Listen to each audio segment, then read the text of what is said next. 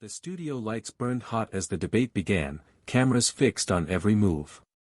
Pam Bondi leaned forward, her tone sharp and eyes blazing. She accused Jasmine Crockett of dodging questions, raising her voice until it nearly drowned out the moderator. The tension in the room rose like a storm, each word from Bondi echoing like a gavel meant to silence her opponent.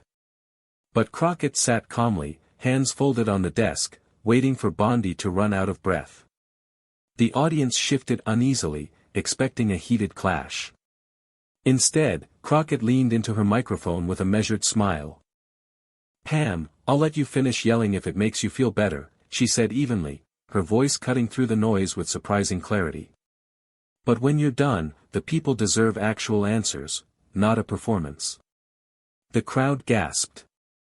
Bondi froze for a moment, caught off guard by the steadiness in Crockett's tone. She tried to fire back, but Crockett wasn't finished. "You've had your turn to shout.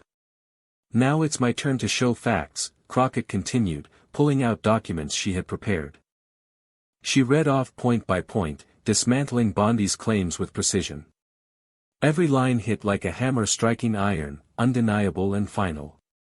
The moderator, who had been struggling to regain control, leaned back as the audience broke into applause. Bondi tried to interrupt again, but her words were drowned out by the crowd. Crockett kept speaking with calm authority, never raising her voice, never losing composure. By the time she finished, the debate stage felt frozen. Bondi's fiery energy had burned out, leaving silence in its wake. Crockett's comeback didn't just end the argument, it stopped the entire show cold. The clip spread instantly online. Headlines called it a masterclass in composure. Viewers replayed the moment when Bondi's fury collided with Crockett's calm precision, and the tide turned in seconds. It wasn't just a debate. It was the moment everyone realized that Crockett's voice carried more weight than Bondi's volume ever could. Pam Bondi wasn't ready to let the silence linger. She slammed her hand against the desk, trying to reclaim momentum. "Don't twist this, Jasmine," she shouted, her voice sharper now, as if volume alone could win back the crowd. "You're dodging responsibility, and you know it." But Crockett didn't flinch. She leaned back slightly in her chair, her expression calm, almost amused. The contrast was striking, Bondi's anger versus Crockett's steady control. With a quiet pause, Crockett tilted her head and spoke softly, so softly the audience had to lean in to hear her. "Pam," she said, her voice steady as stone, "responsibility isn't about shouting louder than everyone else. It's about proving your words with truth." Her statement landed with force. The crowd erupted again, clapping and cheering at the simple, cutting line. Even the moderator's eyebrows shot up, impressed at how Crockett had defused Bondi's outburst with nothing but composure. Bondi tried to interject again, but this time her words tangled. Crockett didn't even look at her, she was already turning toward the audience, pulling the debate back into her own control. The tide was shifting, and everyone could feel it. Pam Bondi's frustration was now impossible to hide. Her face flushed as she leaned forward, practically glaring at Crockett. "You think a clever line makes you right?" Bondi snapped. "This isn't a stage play, Jasmine, it's serious business." Crockett finally turned her gaze back to Bondi, her calm demeanor unshaken. She gave a faint smile, one that carried more weight than all the shouting combined. "No, Pam," Crockett replied, her tone measured, deliberate. "It's not a stage play. That's exactly the point. The people watching tonight deserve clarity, not theatrics." The words hit like a lightning bolt. The audience broke into applause once again, their cheers echoing through the studio. Bondi sat back for a moment, stunned by how easily her outbursts were being dismantled. Crockett continued, her voice strong but even, speaking past Bondi and straight to the viewers at home. "When you fight with anger, you lose control. When you fight with facts, you win trust. That's what this is about." The crowd erupted louder this time, nearly drowning out the moderator's attempt to restore order. Cameras zoomed in on Crockett's steady face, capturing the moment as if history were being written on live TV. For the first time in the debate, Bondi looked uncertain. And the audience noticed. Pam Bondi tried to gather herself, shuffling the papers in front of her as though a prepared note might save the moment. She leaned back toward the microphone, her tone lower now but still sharp. "You can't just dismiss my points, Jasmine. I've been in this arena a long time," she said, almost pleading for authority. Crockett didn't hesitate. She leaned forward, eyes locked on Bondi, her voice cutting clean through the tension. "Experience means nothing if all it produces is noise," Crockett answered firmly. "The people didn't tune in tonight to hear how long you've been talking. They tuned in to finally hear the truth." The audience gasped, then broke into thunderous applause. Even those who had been quiet until now couldn't help but react. Bondi's jaw tightened, her eyes darting to the crowd as the sound grew louder and louder. The moderator glanced between them, sensing that this was no longer a back-and-forth exchange, this was Crockett taking full command of the stage. Crockett didn't wait for the applause to die down. She raised her hand slightly, and the room quieted, almost as if on command. "And the truth, Pam," she said, her voice calm yet commanding, "is that shouting won't change the facts. It only shows fear of them." The silence that followed was even more powerful than the applause. Bondi had no immediate reply. Pam Bondi sat stiffly, her pen tapping nervously against the desk. The cameras caught every flicker of frustration across her face. She tried to muster a smile, but it looked forced, fragile. "Don't lecture me on fear," Bondi snapped, her voice breaking slightly under the pressure. "I've stood up to tougher critics than you." Crockett tilted her head, eyes narrowing just enough to show she wasn't going to let the remark slide. Her voice dropped lower, steady and precise, the kind of tone that demanded silence. "Then you should know better than to confuse critics with accountability," she replied. The audience roared again, clapping and cheering as Bondi's face paled. The moderator leaned forward, clearly stunned at how quickly Crockett could flip the energy of the room with a single sentence. Crockett didn't let the moment pass. She leaned into the microphone, her words aimed squarely at the viewers at home. "This is what leadership looks like. Not yelling, not showboating, but standing on facts and letting them speak for themselves." The crowd erupted into a standing ovation, the sound so deafening that Bondi's attempt to speak again was completely drowned out. The camera zoomed in on Crockett, her expression unshaken, almost serene. She had the stage in her grip, and everyone watching knew it. Pam Bondi clenched her jaw, determined not to let Crockett's calm dismantle her completely.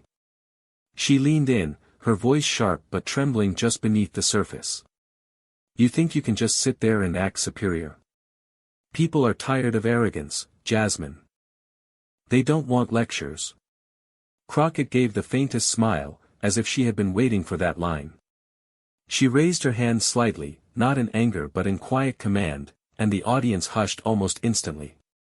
"Pam," she said softly, her voice carrying more weight than Bondi's shout, "arrogance is shouting to be heard.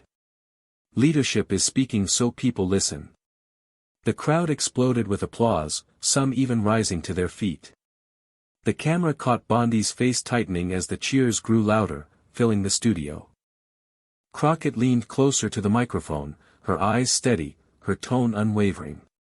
"And tonight," she continued, "people aren't just listening, they're realizing who's actually telling the truth." The applause grew thunderous, shaking the stage. Bondi's hands gripped the edges of the desk, but she didn't speak. For the first time, she had no words. Crockett had claimed the night. The studio was electric now, the energy thick enough to feel in the air. Pam Bondi glanced toward the moderator, almost hoping for rescue, but none came. The cameras were fixed on her and Crockett, capturing every second. She leaned in again, forcing her voice to steady. "You're twisting this whole debate, Jasmine. You're putting on a show for the cameras instead of addressing the real issues." Crockett didn't blink. She let the words hang in the air, waited just long enough for the tension to sharpen, then struck. If holding you accountable feels like a show, then maybe that says more about your performance than mine, Crockett said, her voice smooth and unwavering. The audience erupted so loudly that the moderator had to raise his hands for order, but even he was smiling faintly, aware of the historic moment unfolding on live television. Bondi shook her head, flustered. She tried to respond, but her words caught in her throat. Crockett leaned forward, seizing the silence. The people at home don't need a spectacle. They need clarity. And every time you raise your voice instead of raising facts, you prove why trust is slipping. Another wave of applause hit the room, this time with whistles and cheers echoing off the studio walls. Bondi looked down at her notes, her earlier fire now dimmed to embers. Crockett hadn't just offended herself, she had shifted the balance of the entire debate. Pam Bondi gripped her pen so tightly it looked like it might snap in her hand. She forced a thin smile, trying to mask the frustration that was written all over her face. "You're clever, Jasmine," she said, her voice low but strained. "But clever doesn't mean capable. People want solutions, not sound bites." Crockett didn't miss a beat. She leaned forward slightly, her eyes steady, her tone sharp but controlled. "Then let's talk solutions, Pam," she said, pulling a sheet of notes from her folder. "Because while you've been busy shouting, I've been busy working." The room hushed instantly. Crockett began listing initiatives and concrete results, each backed by receipts, statistics, and undeniable evidence. Her delivery was crisp and deliberate, every word hammering down like a nail in wood. Bondi shifted uncomfortably, glancing around as if searching for a way to cut in. But Crockett didn't give her the chance. "These aren't sound bites," Crockett declared, lifting her eyes to the crowd. "They're results. Results that matter more than any performance you've given tonight." The audience broke into roaring applause, the kind that seemed to shake the studio. Cameras zoomed in on Crockett as she held her ground, her voice rising just enough to ride over the cheers. Leadership is proven in outcomes, not outbursts. The ovation doubled, and Bondi sat frozen, her smile fading into silence. The applause thundered on, stretching longer than anyone expected. Pam Bondi shifted in her chair, her eyes darting to the cameras as if searching for a way out. For the first time all night, she looked small under the lights. She cleared her throat and tried to speak over the noise. "Statistics don't tell the whole story, Jasmine. You can't just wave numbers around and claim victory." Crockett turned slowly toward her, her expression calm but razor-sharp. "You're right, Pam," she said, her voice carrying across the studio. "Numbers alone aren't enough. But when results save lives, create jobs, and protect communities, those aren't just numbers. Those are people." The crowd erupted again, this time with a mix of applause and shouts of agreement. Even the moderator leaned back, letting the moment ride. Bondi tried to interject, but her voice cracked under the weight of the audience's reaction. Crockett leaned closer to the microphone, her tone unshaken. "And here's the truth," she added, her words slicing through the noise. "When you ignore results, you ignore the very people you claim to fight for." The audience leapt to its feet, clapping and cheering so loudly that Bondi's microphone picked up nothing but silence on her end. For Bondi, every attempt to recover only dug her deeper. For Crockett, each word tightened her grip on the stage. The contrast couldn't have been clearer. Pam Bondi's smile faltered, and her hands trembled just slightly as she adjusted the stack of papers in front of her. She tried to look composed, but the cameras didn't miss a thing. She leaned into the microphone, her tone sharp but thinner than before. "You're painting yourself as a hero, Jasmine. But the people watching, they'll see through your act." Crockett didn't hesitate. She leaned forward, her voice calm but commanding. "If standing up for the truth looks like an act to you, Pam, maybe it's because you've forgotten what real leadership is supposed to look like." The audience gasped, and then the room exploded into cheers, louder than any reaction of the night. Some people in the front rows even stood, clapping and shouting Crockett's name. Bondi tried to cut back in, but Crockett raised a single hand and the crowd quieted almost immediately, proof that she had complete control of the moment. Crockett's eyes never left Bondi as she spoke again. "This isn't about me looking like a hero. It's about the people who are tired of excuses and tired of being shouted at instead of being served." The crowd cheered again, their energy now fully behind Crockett. The moderator didn't even bother to intervene. The debate had become something bigger, a moment where one voice commanded the stage and the other was left clinging to scraps. Bondi sat back, her lips pressed into a thin line, while Crockett looked straight into the camera, steady and fearless. The message was clear: she had won the night. The studio felt like it was leaning toward Jasmine Crockett now. Every camera, every clap, every ounce of energy belonged to her. Pam Bondi straightened in her seat, trying to salvage authority with one last push. "You can rile up a crowd, Jasmine," Bondi said, forcing her voice to sound steady, "but governing isn't about applause. It's about tough choices, choices you don't have the experience to make." The jab drew a few murmurs, but Crockett didn't flinch. She leaned forward, resting her hands calmly on the desk, her voice level but piercing. "Tough choices," she echoed. "Pam, the toughest choice you've made tonight was deciding how loud to yell.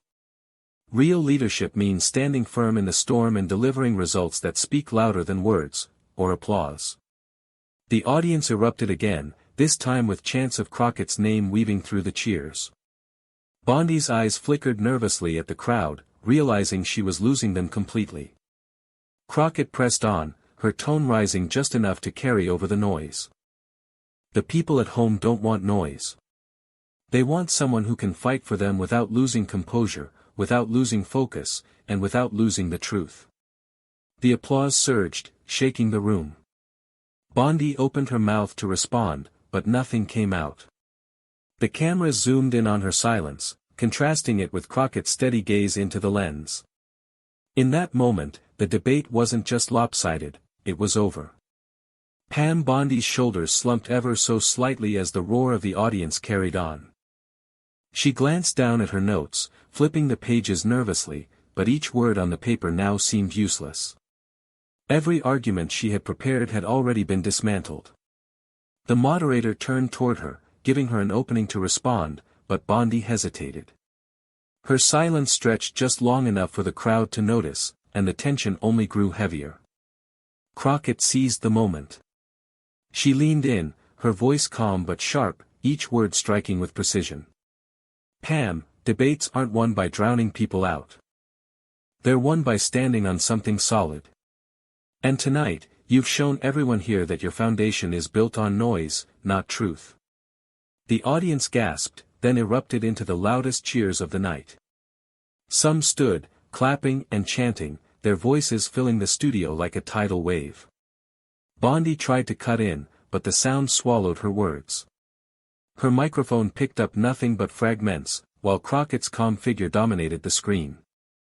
Crockett turned her eyes directly into the camera, her tone lowering but carrying the weight of finality. "And if the people at home take away anything from tonight, let it be this: leadership isn't measured in decibels.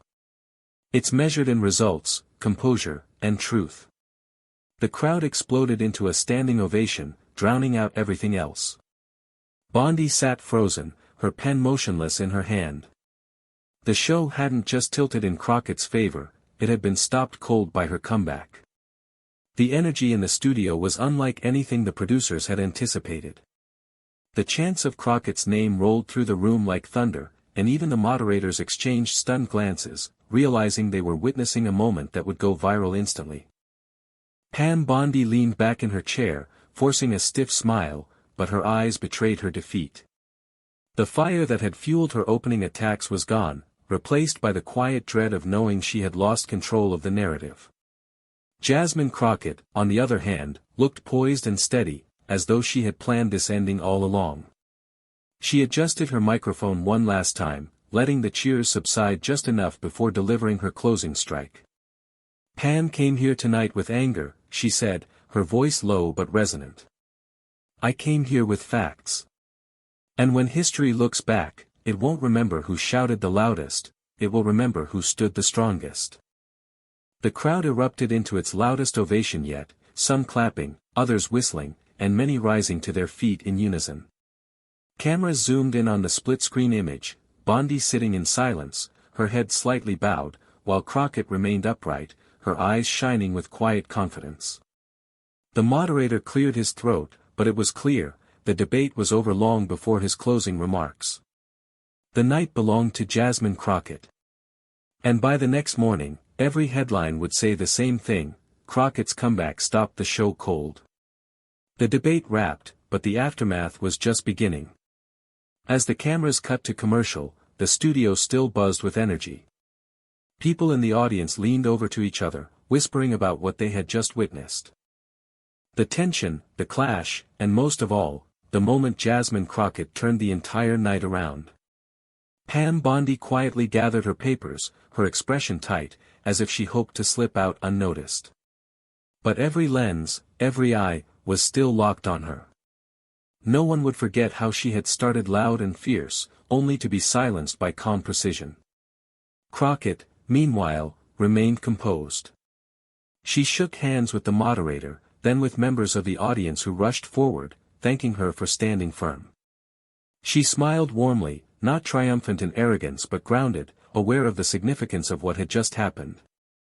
Within hours, clips of the exchange spread across social media. Headlines blared: Crockett freezes the debate in one comeback, Pam Bondi outshouted, outclassed, and outdone, asterisk, moment of the year, Crockett's calm ends the show cold. Asterisk. On morning talk shows the next day, analysts replayed the moment frame by frame. Commentators called it a masterclass in composure, and an instant debate classic. And for Crockett, it wasn't just about winning a clash on stage. It was about proving that strength doesn't come from shouting the loudest, it comes from standing tallest when the storm rages. Pam Bondi's outburst might have started the night. But Jasmine Crockett's comeback ended it. And the show, quite literally, stopped cold.